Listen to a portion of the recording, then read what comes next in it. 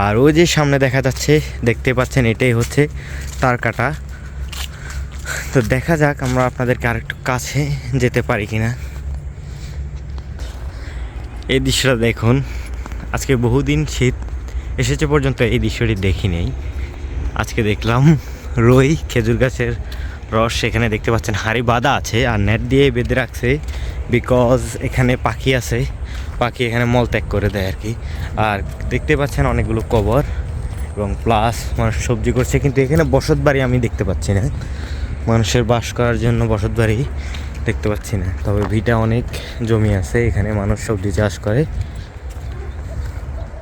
আর আমরা ওই যে দেখতে পাচ্ছেন সামনে একটা তাল গাছ আছে, ওই যে তাল গাছটা পর্যন্ত আমরা যেতে পারবো, আর বেশি দূরে আমরা যেতে পারবো না।